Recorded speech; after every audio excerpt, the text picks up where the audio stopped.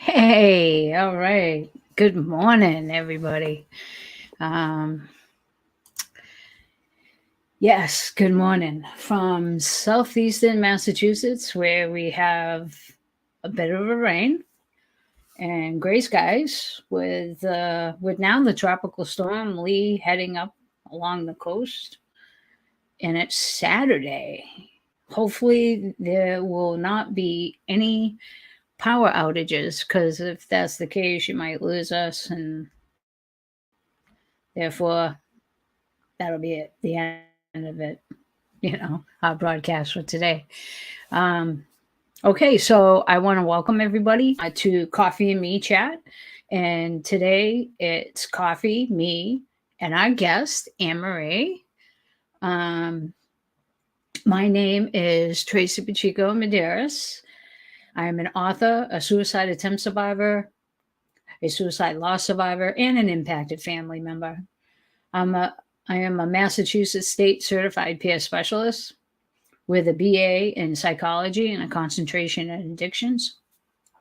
I love motorcycle minions, road trips, and guess who? Stephen King, my favorite author. Just love him. This morning's chat will be very brief. We're hoping to plant some seeds for future conversation around and how we each process the annual stats that are released by the CDC.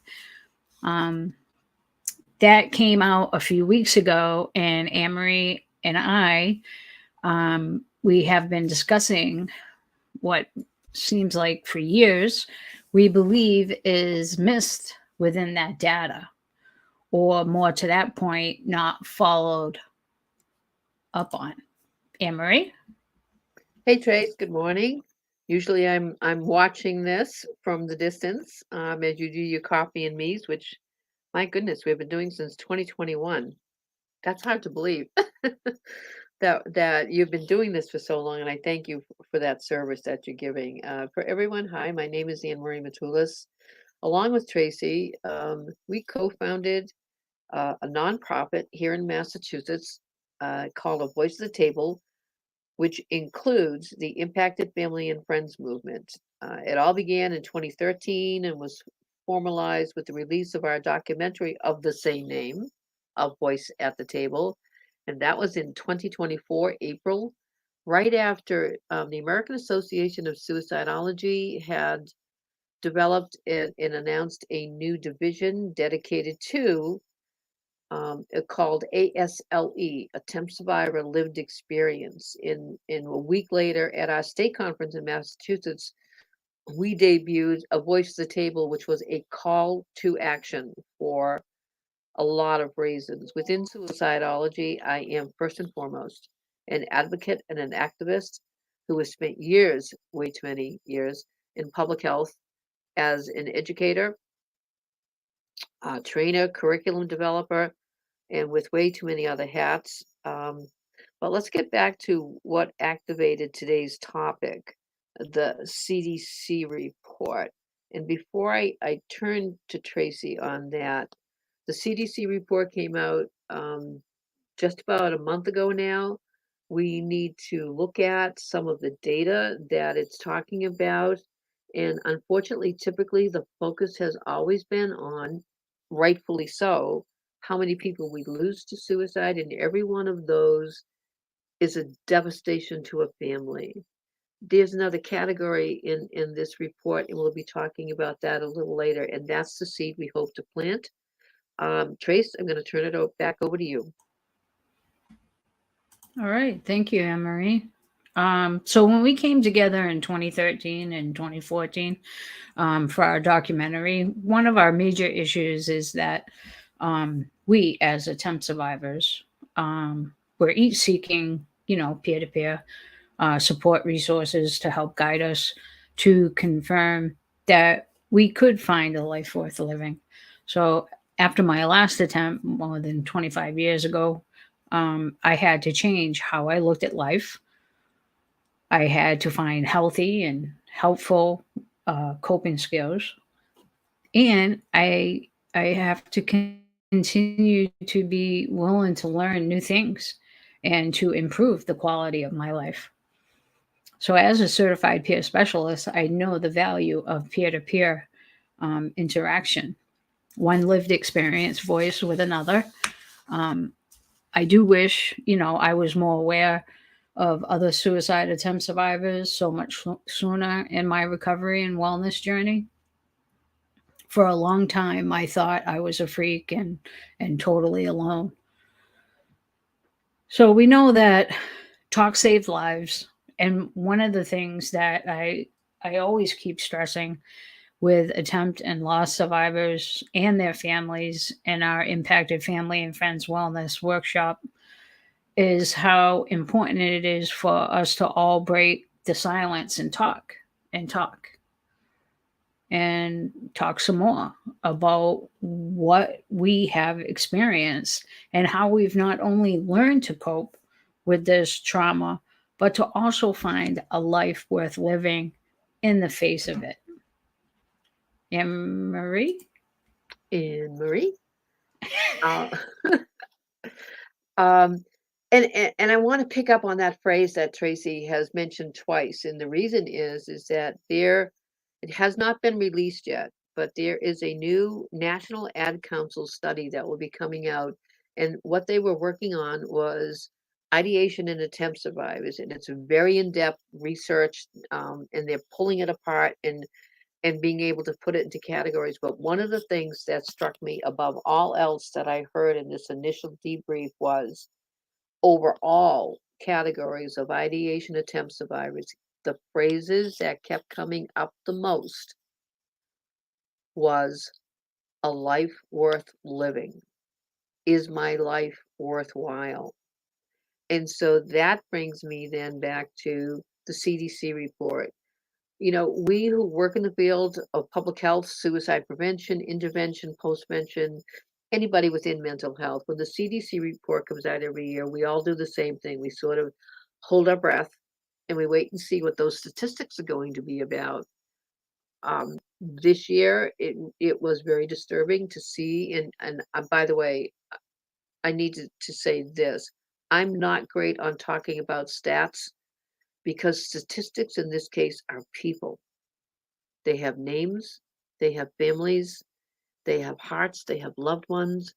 And those who died, that 50,000 plus who died by suicide, have left devastation within their families and a pain and a grief that is going to be with people for a lifetime. I am not dismissing that category at all.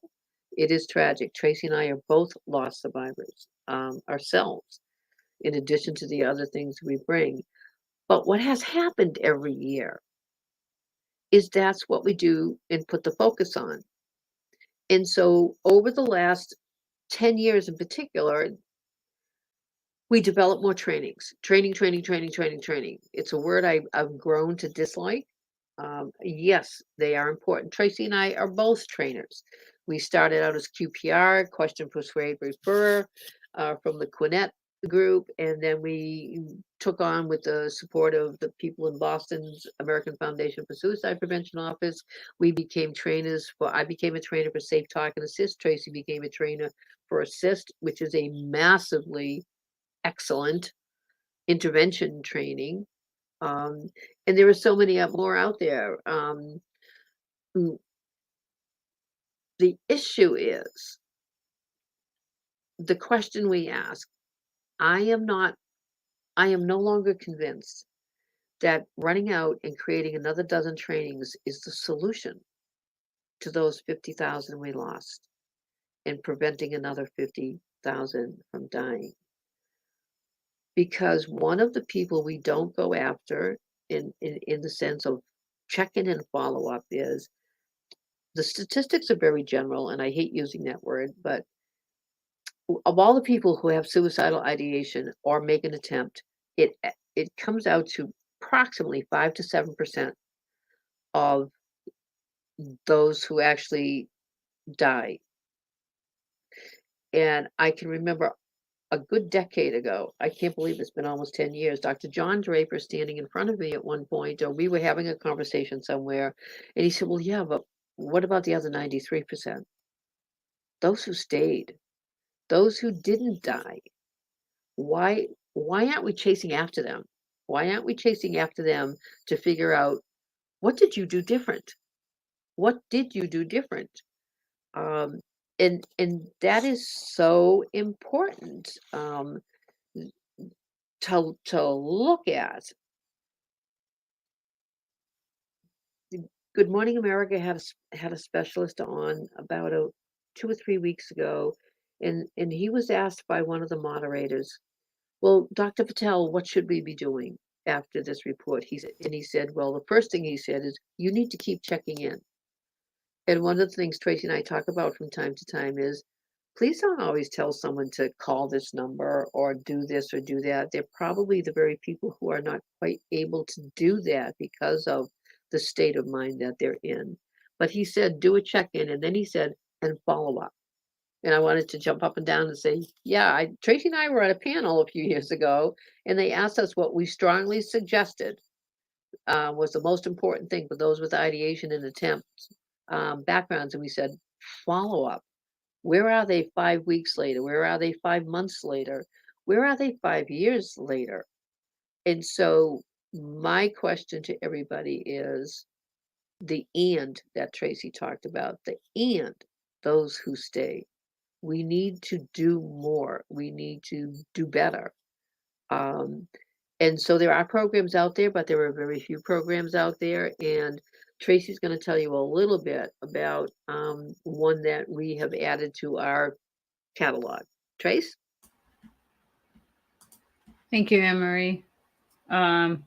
Well, before I add that, I just want to draw everybody's attention to the QR code that I have in the upper right hand corner. That is for my latest volume, Because I Stayed.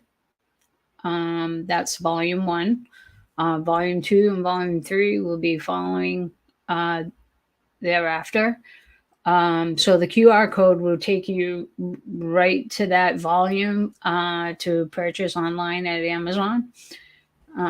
So just so everybody's aware what the QR code is for, I've checked it, so it does scan, so it's there. QR code, you just simply go to your camera, put your phone right up against the QR code in your camera mode, and then you'll see the link to follow and just follow the instructions from there. All right, so to keep on going, so as we noted in our latest project, a series of notebooks dedicated to ideation and attempt survivors. Why don't we, right? Everyone